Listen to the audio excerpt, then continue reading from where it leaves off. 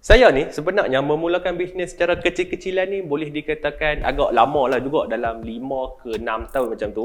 Pada tempoh tu saya banyak pergi ke kelas-kelas marketing dan kelas-kelas bisnes ni. Cumanya apa yang saya tak puas hati, kebanyakan kelas yang saya pergi ni depa ajak benda yang lari daripada topik bisnes dan topik marketing.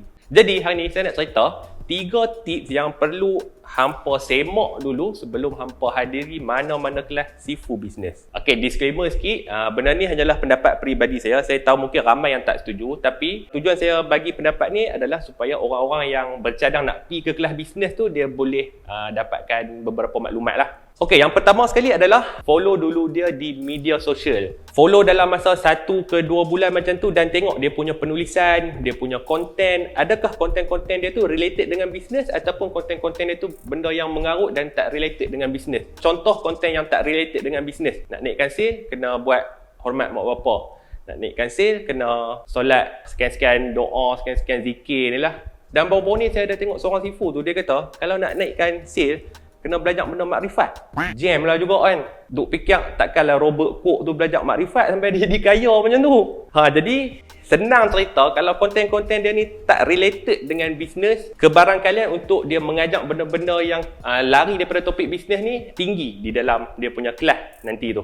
Yang kedua adalah semak topik pembelajaran. Okey, selalunya bila hampa nak pergi ke kelas bisnes, dia akan ada satu website untuk hampa isi hampa punya detail. Dekat website tu selalunya dia akan ada dia punya syllabus lah, dia punya topik apa yang hampa akan belajar kalau hampa pergi kelas tu.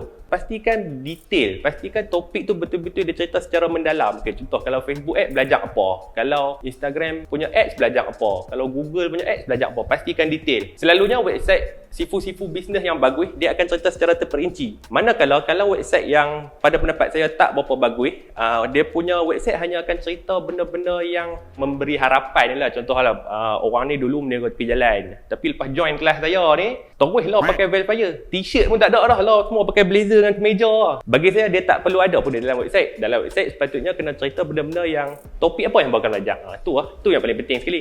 Okey, yang ketiga, cari sifu yang mengajak based on angka, data dan juga fakta. Contohlah macam dia selalu cerita pasal benda-benda yang related dengan kos operasi, benda-benda yang betul-betul in detail, betul-betul yang ada sumber. Dia tak cerita benda-benda yang karut. Utamakan sifu-sifu bisnes yang macam tu.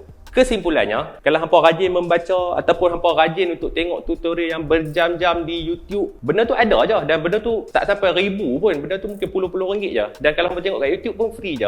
Tapi benda ni agak makan masa lah, sebab nak hadam tu memang makan masa. Sebab itulah penting juga sifu-sifu bisnes ni. Saya bukan nak kata jangan join kelas sifu bisnes, jangan ni semua scam lah. Bukan. Ada sifu bisnes yang bagus di Malaysia ni, betul-betul bagus. Dan harapan saya untuk sifu-sifu bisnes ni, utamakan untuk mengajak benda-benda yang based on fakta dan bukannya auta. Kepada anda yang nak hadiri kelas-kelas bisnes, cek 3 benda ni dulu. Assalamualaikum.